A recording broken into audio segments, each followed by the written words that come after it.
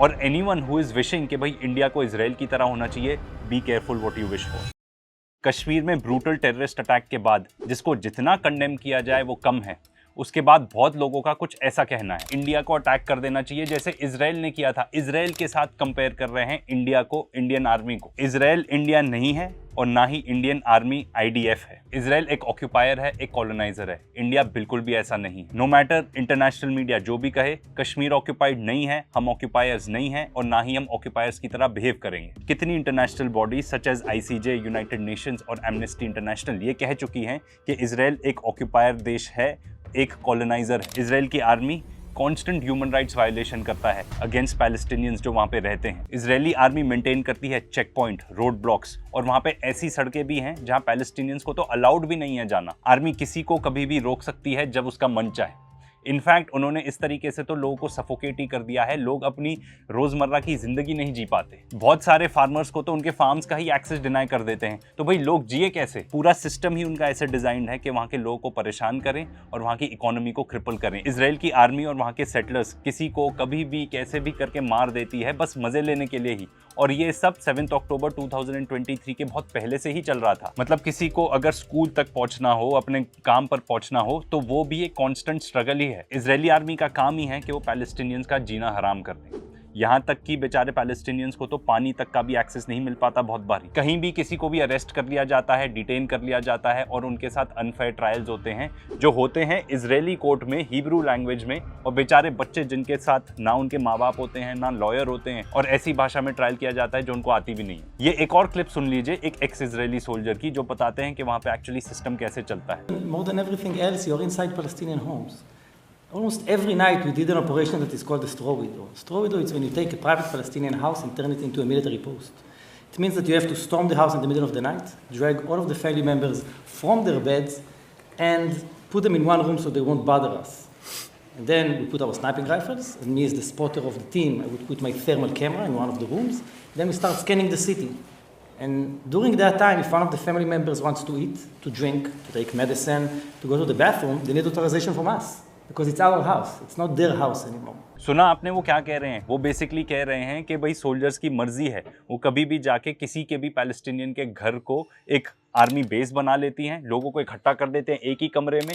आप अपने ही घर में अगर आपको कुछ खाना हो या टॉयलेट भी जाना हो तो भी आप आर्मी के परमिशन के बिना नहीं जा सकते। ये सब आर्मी को अलाउड है वहां करना। तो ये है इजरायली आर्मी की असलियत। क्या इंडिया ऐसा करता है या क्या हमें ऐसा करना चाहिए? भाई बहुत लोगों के डिफरेंट व्यू पॉइंट्स होंगे, पर एक तो चीज़ बड़ी सिंपल है कि जो कश्मीरीज हैं वो भी ह्यूमंस ही हैं। वो एक अच्छी लाइफ चाहते हैं अपने लिए, अपने परिवार के लिए। और ये चीज़ तो ऑब्वियस ही थी वो सारे इंटरव्यूज से जो आपने मे भी देखे हों, जो कश्मीरीज ने दिए थे इस पर्टिकुलर इंसिडेंट के बाद। और कश्मीरीज क्यों चिंतित हैं इस चीज़ से? इस चीज़ से वो लोग चिंतित हैं क्योंकि इससे टूरिज्म अफेक्ट होता है। वो सेकंड बिगेस्ट कंट्रीब्यूटर है वहाँ की इकोनॉमी के लिए। तो अगर वहाँ पे टूरिस्ट नहीं आएंगे तो वो अपना पेट, अपने बच्चों का पेट, अपने पूरे परिवार को कैसे पालेंगे? वहाँ पे टूरिज्म इतना इंक्रीज हो गया था और इसी से कुछ लोगों को प्रॉब्लम थी जिन्होंने ये सब किया। और जितने भी लोग सोशल मीडिया पर और मेरे आसपास भी लोग कह रहे हैं ना कुछ ऐसे कि भाई बॉयकॉट करो, वहाँ पे पहलगाम में टूरिज्म को बॉयकॉट करो, वो लोग ना अपने बेवकूफ़ी का प्रमाण दे रहे हैं। Don't be stupid. Indian government खुद चाहती है, कश्मीरीज खुद चाहते हैं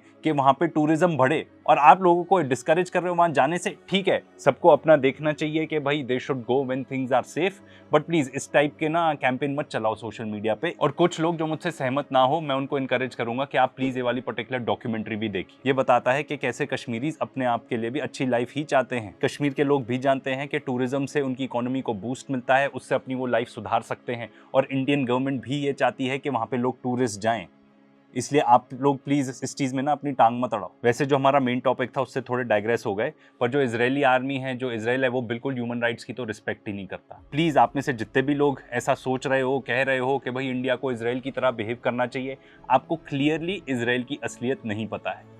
अगर आप आंख खोलकर देखो और असलियत को समझो तो फिर आप कभी भी इन दोनों देशों को कंपेयर ही नहीं करोगे। इजराइल कर रहा है, एथनिक क्लेंजिंग चाहता है वो, ये बात international body such as Amnesty International, Human Rights Watch और MSF भी कह रही हैं। और जिस तरह की वहां से खबर आ रही है उससे तो ये ऑब्वियस ही है कि ये एक साइड है। वो सब हम आपको इस पर्टिकुलर चैनल पे दिखा चुके हैं। वो सब फोटोज जो वहां से आती हैं वो तो हम आपको यहाँ पे दिखा भी नहीं सकते, पर आप ये पर्टिकुलर ड्रोन फुटेज ही देख लो, वहां पे सब कुछ तबाह कर दिया है इन लोगों ने। इसलिए प्लीज आप में से जितने भी लोग जो हेट मॉन्गर्स हैं और जितने भी ऐसे लोग हैं जो शायद इजराइल की असलियत नहीं जानते, प्लीज ऐसा बिल्कुल मत बोलो कि इंडिया को वो चीज करनी चाहिए जो इजराइल करता है। इंडिया एक इंडिपेंडेंट सॉवरेन कंट्री है और इजराइल का तो पूरा existence he United States of America पे डिपेंड करता है। इंडिया किसी और देश की एड पर डिपेंडेंट नहीं है।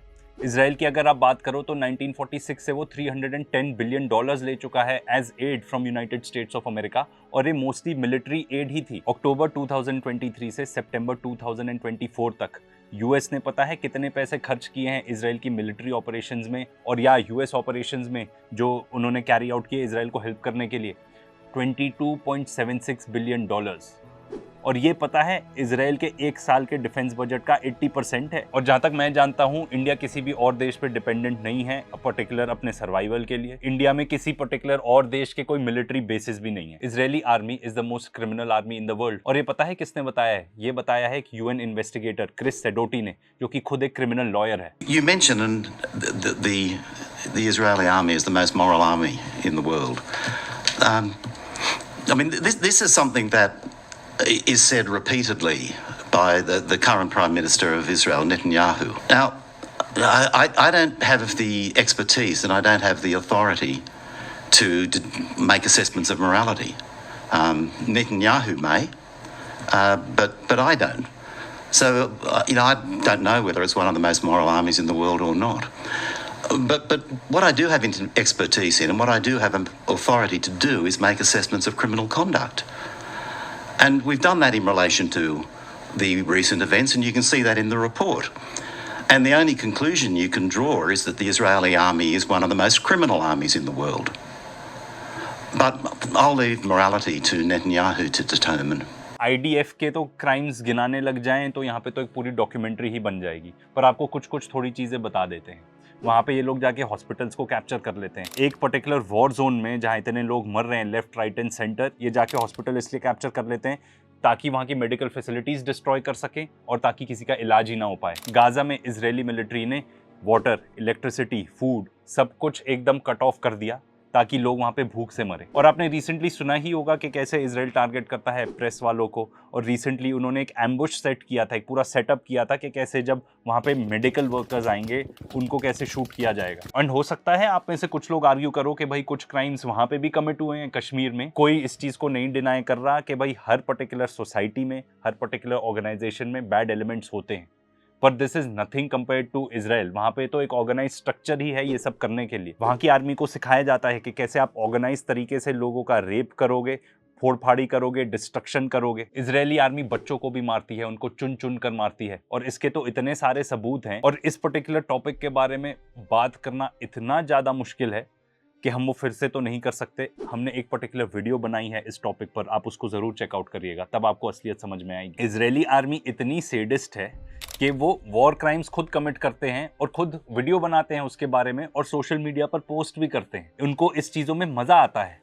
क्या आपने कभी किसी और आर्मी के बारे में ऐसा सुना है क्या? इन्होंने मास डिस्ट्रक्शन को तो एक एंटरटेनमेंट का सोर्स ही बना लिया है, और ये सब कुछ ना इजरायली सोशल मीडिया में बहुत चलता है। औरतों के पर्सनल आइटम्स लेके मजाक उड़ाना, ये सब टाइप की हरकतें ये करते हैं। इजराइल लैंड चुराता है, वहाँ पे सेटलमेंट्स बिल्ड करता है, और ये सब में हेल्प करती है उनकी आर्मी। तो ये सेटलमेंट्स है, ये मैं आपको क्विकली समझाता हूँ क्या है।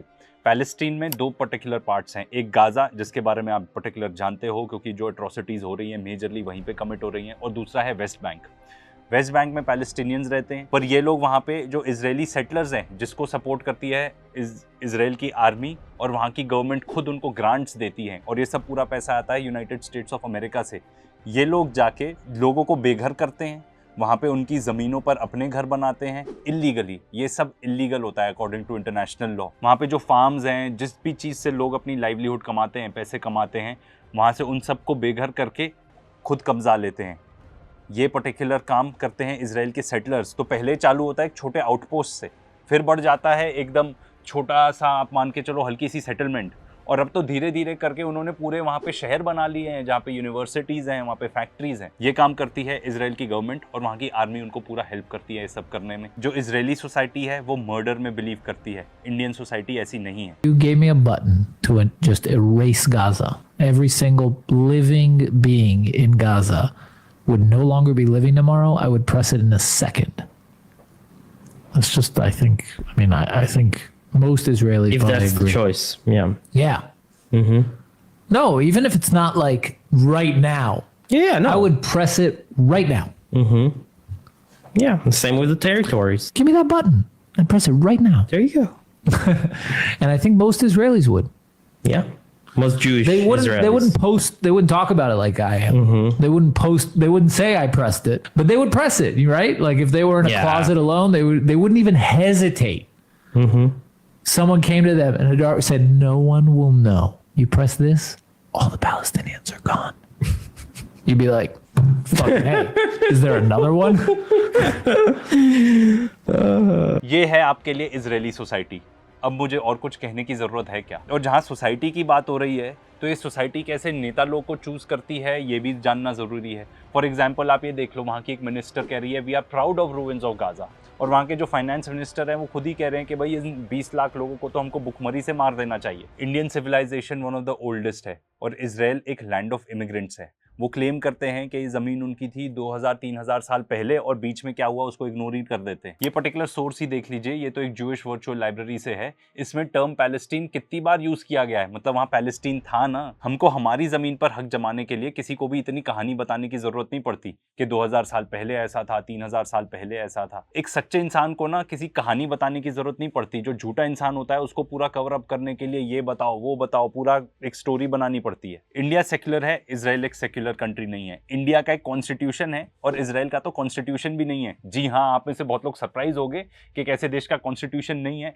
बिल्कुल भी नहीं है, एक बस बेसिक सेट ऑफ लॉज है। और अब आप कहोगे कि नहीं इजराइल में भी तो अरब्स रहते हैं, पर क्या उनके पास सेम राइट्स एंड अपॉर्चुनिटीज हैं? बिल्कुल भी नहीं। इनफैक्ट वहाँ पे तो जो जहाँ पे मुस्लिम्स रहते हैं ना, जो पर्टिकुलर अरब्स वाला पर्टिकुलर एरिया है, वहाँ पे तो आयरन डोम भी नहीं कवर करता उन लोगों को। वहाँ पे जो अरब्स हैं जो इजराइल में रहते हैं, they don't even have the same rights and in fact उनको तो बहुत पुअरली फंडेड स्कूल्स में पढ़ाया जाता है और एजुकेशन सिस्टम भी वैसा नहीं है। उनको एम्प्लॉयमेंट के जो चांसेस होते हैं वो भी कम होते हैं। वो जो कमाते हैं वो भी दूसरों से कम कमाते हैं। अगर आप इसी को देख लो तो ये बताता है कि मोर देन हाफ ऑफ जो अरब फैमिलीज थी उनको पुअर माना जाता था 2020 में। और सबसे इंपॉर्टेंट बात, जो इजराइल के प्राइम मिनिस्टर है उसके खिलाफ तो एक अरेस्ट वारंट है। वो one of the most wanted criminals हैं पूरे दुनिया में। और इनके जब कैबिनेट मिनिस्टर्स भी जब जाते हैं अब्रॉड, फॉर एग्जांपल आप ये देख लो, ये तो रिसेंटली हुआ था कि बेन गवीर जो वहाँ का कैबिनेट मिनिस्टर है, फार राइट मिनिस्टर, उसको सबने थू थू किया था, इंक्लूडिंग इजरायली जूस। अगर आप इजराइल की असलियत के बारे में नहीं जानते तो डेफिनेटली उसके बारे में रिसर्च करो। ये पर्टिकुलर वीडियो ही देख लो, हमने बनाया है। और एनीवन हु इज विशिंग कि भाई इंडिया को इजराइल की तरह होना चाहिए,